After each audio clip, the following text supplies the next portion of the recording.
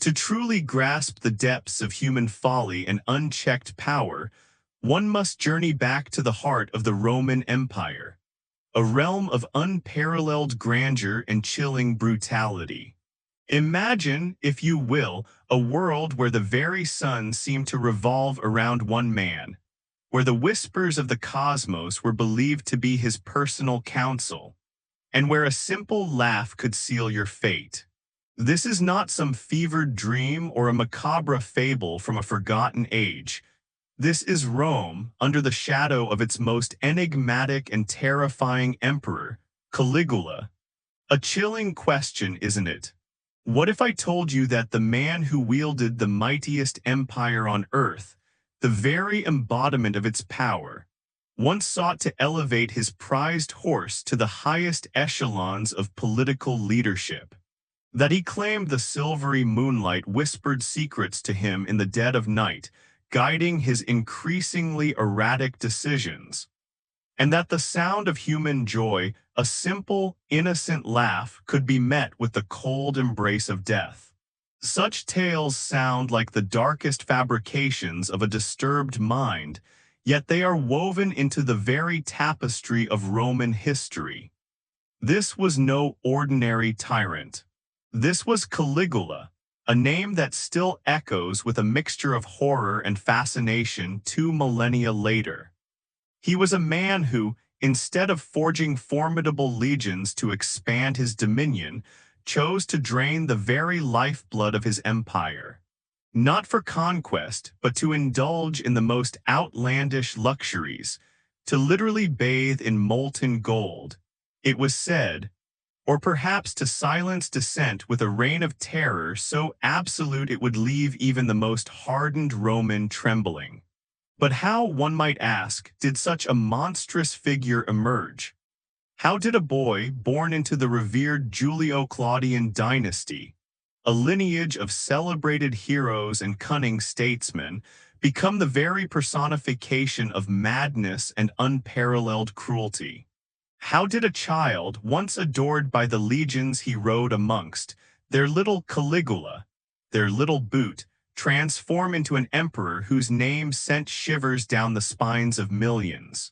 To understand Caligula is to embark on a perilous intellectual journey, one that demands we walk a tightrope between the verifiable facts of history and the sensationalized myths that have clung to his name like barnacles to a ship. It's a tightrope stretched taut over the abyss of tragedy and the chilling depths of terror. For 2,000 years, this story has haunted the collective consciousness of Europe, a stark and brutal reminder of how absolute power, when combined with deep-seated trauma and an unchecked, corrosive ego, can give rise to one of history's most profoundly disturbing rulers. And as we delve into the dark heart of this Roman emperor, we must perpetually ask ourselves, was Caligula truly insane, a man whose mind had utterly fractured under the weight of his own power? Or was he, in a terrifying and grotesque mirroring, simply reflecting back to the Roman Empire its own hidden darkness, its own inherent contradictions and cruelties? The answers, I assure you, are far more complex and unsettling than you can possibly imagine. Let us now peel back the layers of history and begin our descent into the perplexing reign of Caligula. Prepare yourselves, for the story that unfolds before us will not only illuminate the past, but also force us to confront uncomfortable truths about power, madness, and the very nature of humanity itself. In every epoch of history, there are names that resonate with a chilling echo, figures who, through their sheer audacity and unbridled ambition, dared to traverse the razor-thin line separating order from utter pandemonium. And often it is that very line so deceptively fine that proves to be the most treacherous. Power in its purest form is not inherently dangerous. It is a tool of force. But power untethered, power without boundaries, without the courageous voices willing to utter the forbidden word, no, That is where the tendrils of true darkness begin to intertwine and choke the very breath out of a civilization. Caligula, that name itself a whisper of dread and fascination, was certainly not the first potentate to succumb to the intoxicating draught of absolute control. Nor, tragically, would he be the last. From the brutal whims of Ivan the Terrible to the calculated purges of Stalin, the annals of history are replete with grim reminders that when accountability vanishes and dissent is silenced, even the most ostensibly rational minds can warp, shatter, or indeed burn with a destructive fire. Yet Caligula's narrative possesses a unique, unsettling quality. In Rome, power was not merely a political construct, it was a sacred covenant. The emperor was not simply the head of state, the commander of legions, or the master of the Senate. He was, in the profound belief of the Roman people, the very conduit through which the will of the gods manifested on earth. He was the Pontifex Maximus, the chief priest, tasked with maintaining the Pax Deorum, the peace of the gods, ensuring divine favor upon the empire. And when a man, imbued with such immense authority, begins to genuinely believe he is one with the gods, or perhaps even greater than them, what grotesque spectacles might then unfold. But hold your breath, for this story does not, in fact, commence with the wild gyrations of madness. It begins, rather, with a fragile, fleeting ember of hope. It starts with a boy born amidst the opulent gilded cages of privilege, yet simultaneously forged and scarred by the crucible of profound grief. A child who, barely old enough to comprehend the complexities of life, found himself marching alongside seasoned soldiers, his tiny boots a heartwarming sight to the battle-hardened legions. A child who waved to roaring, adoring crowds, yet bore witness to death and betrayal before he could even grasp the meaning of existence. His birth name was Gaius Julius Caesar Germanicus, a name echoing with the glorious legacy of Rome's greatest figures, a name that promised a future steeped in honor and prosperity. But the world, in its cruel and unpredictable way, would come to know him by another, far more infamous moniker. A name that for centuries has been synonymous with unchecked tyranny and unimaginable excess. Caligula. To truly understand the chilling transformation of this boy into a monster, we must strip away the layers of myth and propaganda and journey back to the very beginning. Let us immerse ourselves in the turbulent currents of his early life. For it is there, in the tender years before the purple cloak of empire settled upon his shoulders, that the seeds of his eventual descent into depravity were sown. Prepare to be drawn into a narrative of loss, ambition, and the insidious corruption of the soul. A story that will leave you questioning the very foundations of power and humanity. He entered the crucible of power on August 31, 12 AD, amid the gentle sea breezes of Antium. From his first gasp, the giant eyes of the Roman Empire were upon him. His father, Germanicus, was more than a nobleman. He was a living legend, a famous general whose name echoed with victory and valor. His mother, Agrippina the Great, was of great lineage, a direct granddaughter of the venerable Augustus himself. This was more than a family. This was a dynasty, the living embodiment of Rome's highest ambitions and deepest fears. The Roman people adored Germanicus. He was their ideal, young, unflinchingly brave, and possessed of a magnetic charisma that inspired legions and ignited the fervent imagination of every citizen. Wherever Germanicus rode, wherever he campaigned, his little son Gaius was by his side. The grizzled, battle-hardened soldiers, their hearts softened at the sight of the boy in his miniature uniform and tiny, nailed boots, affectionately named him Caligula, Little Boots. To a Rome hungry for heroes, he was more than just a child. He was a living symbol of hope, a tangible promise of a glorious future. Yet even as the cheers of triumphal processions echoed throughout the eternal city and adoring crowds lined the streets, sinister shadows began to gather around this seemingly blessed family. The illusion of perfect happiness was brutally shattered. At the age of 7, Caligula's world, built on a foundation of love and adoration, had completely collapsed. Germanicus, his heroic father, had fallen gravely ill on a mission to the Far East and died suddenly.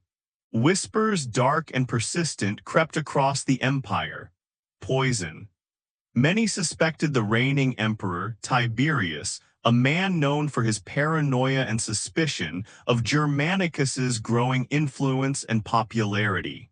But to the boy clutching the urn containing his father's ashes, political intrigue meant nothing.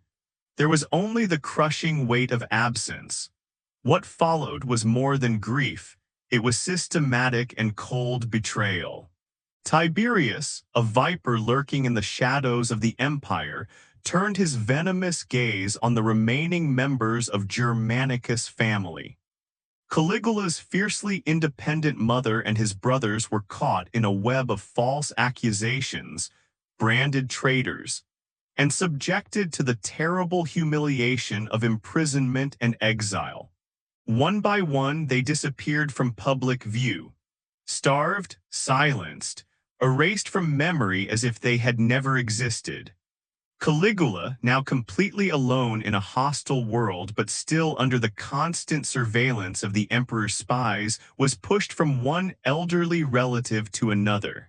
Then the final terrible move. He was sent to the most dangerous and isolated place in the entire empire, the rocky, sun-drenched island of Capri. There, under the cold, omnipresent gaze of a paranoid and increasingly depraved emperor, a boy stripped of his family and innocence was forced to learn a cruel, unforgiving lesson. How to survive. He learned to survive in utter silence. He learned to observe, to hide his true feelings, to comply, to flatter, to become invisible when necessary. And that cold, oppressive silence honed on the cliffs of Capri would echo with terrifying echoes through the corridors of Rome for years to come. Next, we will follow Caligula to that isolated island, to Capri, where he came into direct contact with the depths of human cruelty. There, amid the opulent yet sinister palace of Tiberius, the seeds of his own future depravity were sown, and he began to truly understand the chilling cost of survival in a world where power knows no bounds. This is where the true horror begins. Capri. The very name evokes images of idyllic beauty, crystal-clear azure waters lapping against sun-drenched shores, magnificent villas clinging precariously to rugged cliffs, and gentle, perfumed breezes whispering through fragrant lemon groves. A paradise indeed on the surface, but beneath the polished marble columns, beyond the dazzling, sunlit courtyards, a profound and chilling darkness held sway. This was no ordinary imperial retreat. This was the fortress of Emperor Tiberius's twilight years, a self-imposed exile from the clamor of the Senate, from the demands of the Roman populace, and most chillingly, from the very notion of mercy. Caligula, a youth burdened by the shattered remnants of his once proud family, and bearing a name that still struck a deep, unsettling fear into the hearts of Rome's most powerful men, arrived on Capri as a teenager. And on that isolated, beautiful yet sinister island, he underwent a terrifying metamorphosis. He ceased to be merely a boy. He was not yet the ruler he would become. Instead, he became a mirror, a chilling reflection of the absolute unchecked power that surrounded him. He mastered the art of survival, a skill forged in the fires of terror. He learned how to wear a smile that conveyed nothing, a mask of indifference. He learned to laugh on command, the sound hollow and devoid of genuine mirth. Most crucially, he learned to remain utterly invisible, a ghost flitting through the grand, echoing halls even as the screams of the tortured and condemned pierced the opulent silence. Tiberius, withered by age and consumed by an insatiable paranoia, saw enemies in every whispered conversation, every fleeting glance. For him, executions were not merely acts of justice, but a perverse form of entertainment, a macabre spectacle. Torture became a grim daily routine, a means of extracting confessions, real or imagined. And Caligula watched it all. He did not flinch, he did not protest, he did not betray a flicker of emotion, he simply survived. He adapted, he absorbed. Historians, even today, fiercely debate the true impact of Capri on Caligula's psyche. Did the horrors he witnessed and endured on that island finally shatter his mind, pushing him beyond the brink of sanity? Or did he, with chilling pragmatism, simply learn precisely what it took to wield absolute power in a world constructed entirely upon fear, where cruelty was a currency and paranoia a shield? Perhaps in the haunting ambiguity of history, both are true. For one undeniable fact remains: the boy who eventually departed Capri could never be the same. When Tiberius, in a final, calculating act, finally named Caligula as his co-heir, alongside his young cousin Gemellus, there was no burst of triumphant joy in Caligula's eyes, no visible relief. Only cold, precise calculation. The lessons of survival had been learned too well. The moment Tiberius finally breathed his last, the entire empire collectively shifted, as if a colossal weight had been lifted, only to be replaced by an unknown, ominous presence. And Caligula, at the astonishingly young age of just 24, stepped onto the throne, grasping the reins of an empire with a hand that had learned to wield both smiles and silence with deadly precision. Rome, in its naive optimism, rejoiced.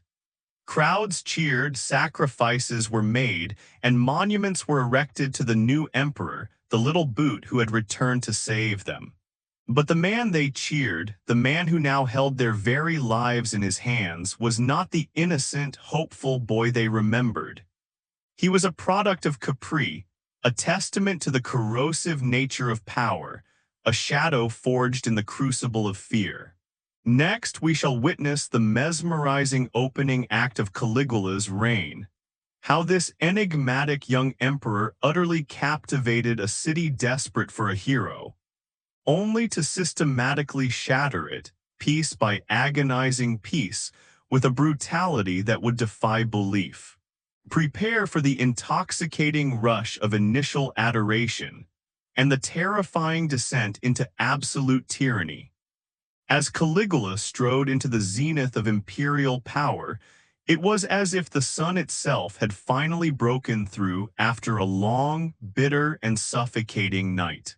The collective memory of Rome, burdened by Tiberius's reclusive tyranny, surged with a vibrant, almost desperate hope.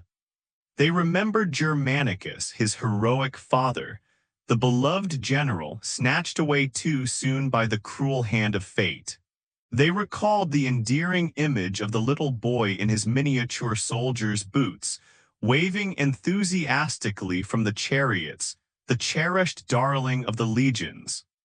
Now that very boy had returned not as a forlorn survivor, but as their emperor. Rome erupted in a paroxysm of unbridled celebration. The city, so long stifled by suspicion and fear, collectively exhaled. And Caligula, with a series of popular decrees, seemed intent on embodying their every hope. He flung open the gates of prisons, releasing political dissidents who had languished for years. He recalled those who had been unjustly exiled by Tiberius, reuniting families and mending broken lives. He abolished unpopular taxes, a direct balm to the common people's burdens, and with a magnanimous gesture even shared vast sums from his personal fortune. The city throbbed with renewed life as he orchestrated grand games, showering the populace with cascades of gold coins and orchestrating days of endless music, overflowing feasts, and the joyous, uninhibited sound of laughter. For the first time in what felt like an eternity, the very pulse of the empire quickened.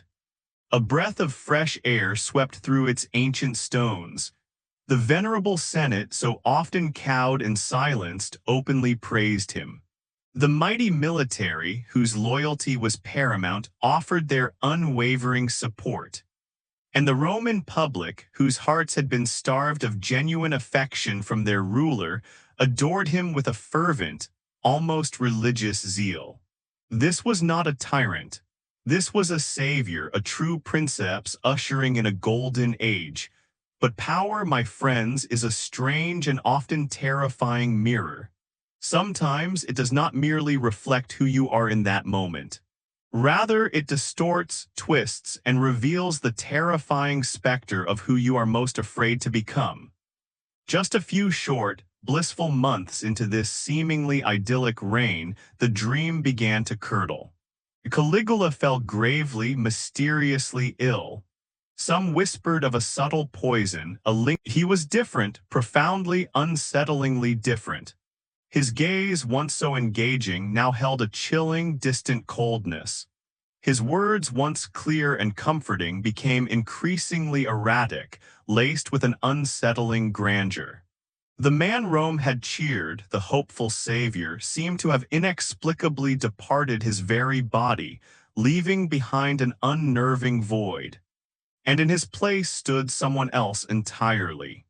A figure whose sanity was tenuous, whose grip on reality was slipping, and whose mind had begun to entertain a most dangerous, blasphemous conviction that he was not merely an emperor, the earthly embodiment of the gods' will, but divine himself.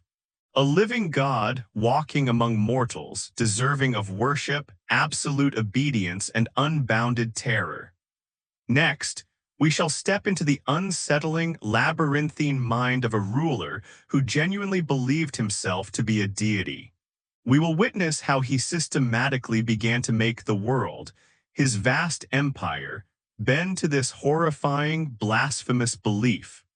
Prepare to confront the chilling implications of absolute power unmoored from reality, as Caligula's reign descends into a maelstrom of ego, terror, and unimaginable cruelty. Illness, a cruel and indiscriminate force, can indeed weaken the mightiest of men. But in the harrowing case of Caligula, it did more than merely ravage his body. It violently rewired the very circuitry of his soul. The fever, a sudden, merciless assailant, struck with an almost supernatural intensity. For agonizing days, the entire empire held its breath, suspended in a collective prayer for the recovery of their charismatic young emperor. And when, at last, he tentatively re-emerged from the shadowed chambers of his illness, the relieved cheers of Rome began anew. But beneath the joyous acclamations, a chilling disquiet began to spread. This was not the same man who had danced through jubilant festivals and beamed at cheering throngs. The light in his eyes had dimmed, replaced by a cold, unsettling glint. His former warmth had given way to a palpable, unnerving distance. He began to speak of visions, of divine voices whispering secrets to him in the dead of night, of a cosmic destiny that transcended mortal understanding.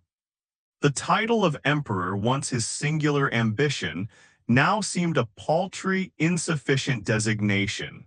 He no longer merely governed Rome, he declared himself a living god. One not simply equal to Jupiter, the king of the gods, but in his increasingly distorted reality above him, above Rome, above consequence. In a grotesque parody of divine majesty, he adorned himself with golden beards and wielded thunderbolts. mimicking the very deities he claimed to embody. He demanded that temples, lavish and unprecedented, be erected in his name throughout the empire. One, constructed with audacious directness, was even attached to his imperial palace, and within it resided a statue of Caligula himself, so uncannily lifelike that it was dressed each morning in attire meticulously chosen to mirror his own. Wealthy citizens, in a macabre display of sycophancy and fear, clamored for the dubious honor of serving as priests in his burgeoning cult, offering exotic animals as sacrifices upon the altar of a man who had, not so long ago, been just a boy in little boots. He boasted of seducing goddesses, of commanding the very stars in the heavens. He would stand for hours on his palace balconies, engaged in intense, hushed conversations with the luminous moon, convinced she was his celestial lover. And those around him, the senators, the generals, the populace who had once adored him, they clapped, they bowed, they obeyed. Because the alternative, the dreadful consequence of dissent or even a flicker of hesitation, was the chilling promise of silence. Forever, what transpired within Caligula during that critical illness remains one of history's most vexing puzzles. Some scholars, peering through the lens of modern medicine, suggest that the fever may have inflicted irreversible damage upon his brain, perhaps a debilitating form of encephalitis, or a profound psychological trauma unleashed by the immense stress he had endured since childhood. His subsequent behaviors, from delusions of grandeur to rampant paranoia and hypersexuality, align disturbingly with symptoms of various neurological or psychiatric conditions. Others, however, posit a more chilling philosophical interpretation. They argue that the illness, while perhaps physically debilitating, simply served a different, more insidious purpose. It granted him permission. Permission to shed the fragile facade of a mortal ruler. Permission to become the untouchable, unquestionable, and eternally powerful being he had always, in the deepest recesses of his traumatized and unchecked ego, yearned to be. The thin veil between emperor and deity was not merely torn, it was utterly obliterated. Next, we shall delve deeper into this terrifying new reality. We will explore how Caligula, with his newfound self-proclaimed divinity, systematically transformed the very concept of faith into a terrifying instrument of fear, making absolute, unquestioning obedience not merely a political necessity, but a chilling, soul-crushing religion. Prepare for a journey into the heart of tyranny, where the line between worship and terror blurs irrevocably. There's a difference between believing in gods and believing you are one. Caligula blurred that line until it disappeared. He didn't just demand respect, he demanded worship. He told the Senate he was Jupiter reborn. He referred to himself as a living deity, and if anyone hesitated, even for a breath, punishment followed. He built his own pantheon with himself at the center. The temples weren't in far-off hills, they were fused into government buildings, into his home. The emperor and God shared the same roof because they were one and the same. A golden statue of himself stood tall, dressed each day in the same clothes he wore. Guests were asked which figure looked more powerful, the marble god or the man beside it. If they chose wrong or hesitated, they were whipped or executed, but it wasn't only about glory, it was about control. He banned laughter near his presence. He made mourning mandatory. After the death of his beloved sister Drusilla, some say their bond crossed forbidden lines, he declared a national mourning period. No one could bathe, no one could dine together, no one could smile, and if they did, they died. He banned the mention of goats, believing people mocked his hairy body. He banned eye contact from higher ground. Citizens were forced to look down or bow when he passed. He turned the empire into a stage. Every man, woman, and child became actors in his divine play. And Caligula was both writer and executioner. Next, we witness how his taste for wealth, spectacle, and humiliation transformed Rome into a circus, and its people into props. Caligula didn't just want to rule Rome, he wanted to break it, and not through swords or armies but through humiliation. He turned dignity into a target, nobility into a joke, and power into a prop. Senators were no longer statesmen. They were actors in a theater of submission. Caligula forced them to run beside his chariot like slaves, to fight in mock battles for his amusement, to smile as he insulted their manhood in front of roaring crowds. He made noblemen duel like gladiators. He invited foreign dignitaries only to mock them, seating them beneath his horse or forcing them to dine in silence while he addressed animals as equals. And then came his most infamous act. His white stallion Incitatus, his pride and obsession, was dressed in royal robes, fed oats laced with gold, and housed in marble stables more luxurious than most Roman homes. Caligula declared the horse a priest, then a consul, the highest political office in Rome. He gave the animal servants a palace and a schedule of official ceremonies. Senators were forced to nod, clap, and pretend. Because the message was clear. If a horse could replace them, what were they worth? It wasn't madness, it was domination. A calculated insult wrapped in gold and laughter. By mocking the empire's most sacred offices, Caligula made one thing undeniable. He was no longer playing by Rome's rules. Rome was playing by his. Next, we follow how that unchecked ego bled into unchecked spending, and how the empire paid dearly for one man's obsession with excess. At first, it dazzled the city. Golden banquets, floating palaces, walls encrusted with jewels. Rome glittered like a myth brought to life, but behind every diamond was debt, behind every marble column fear. Caligula spent nearly 2.7 billion sesterces in his first year alone, not on roads, armies, or infrastructure, but on illusions of greatness. He bathed in molten gold, walked across carpets of gems, served guests food sculpted from precious metals, untouched, uneaten, uneconomical. He built a bridge of ships across the Bay of Baiae just to ride across in the armor of Alexander the Great. It led nowhere. It meant nothing. But it proved something, that he could command the sea and make the empire pay for it. When the treasury dried up, he didn't stop. He created taxes, strange, cruel, humiliating ones. He taxed marriages, lawsuits, groceries, slaves, retired prostitutes, and worst of all, he sent soldiers, not clerks, to collect. These weren't visits, they were raids. Complaints brought punishment. Resistance brought death. He seized estates from senators and generals, forged wills, declared loyal citizens ungrateful posthumously, and confiscated their fortunes. Death itself became taxable.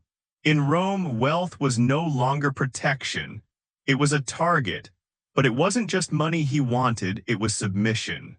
Next, we enter the blood-stained arena of Caligula's mind, where control was proven not through laws or coins, but by the sound of screaming. To Caligula, death wasn't a consequence, it was a tool. He whispered threats over dinner, spoke of executions with a smile, and reminded senators, nobles, even friends, "I can kill you whenever I want." And he did, not for crimes, not for rebellion, but for moods. One man died because his hair looked too good, another for laughing at the wrong moment. Some were executed for jokes, others simply for being there. And the worst part, he made death a performance. Guests at his banquets dined to the sound of screams. Blood stained the floors beside golden chalices. At times, he invited grieving fathers whose sons he had killed just hours earlier, watching closely to see if grief or fear would win. He believed pain sharpened the appetite. He turned the gladiator arena into a stage for revenge. Nobles were forced to fight.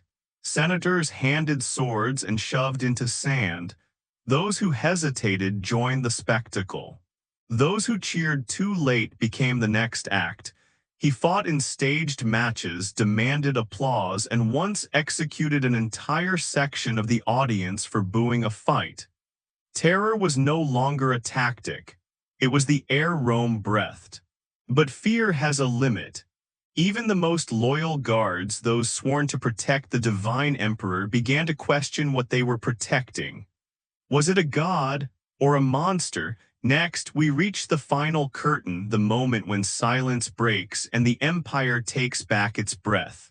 It ended in a corridor, not in a battle, not in a grand rebellion, but in the shadows of his own palace. In 41 AD, after just 4 years on the throne, Caligula, once the golden boy of Rome, was stabbed to death by his own guards. Not in war, but in secret. Not by enemies, but by those closest to him. No trial, no warning, just silence. His body was discarded, his name cursed, and yet his story survived. Why? Because Caligula became more than a man. He became a symbol, a warning about power without mercy, about wealth without purpose, about a world where cruelty is mistaken for strength. Some say he was mad, a mind shattered by childhood trauma, illness, and the crushing weight of divine expectation. Others believe he was perfectly sane and simply evil. But in the end, does it matter? Whether driven by madness or malice, the damage was real, the fear was real, the death's real, and so Caligula lives on, not as a god, not even as a ruler, but as a mirror. A reflection of what happens when humanity is stripped away and all that remains is power. We remember him not to glorify him, but to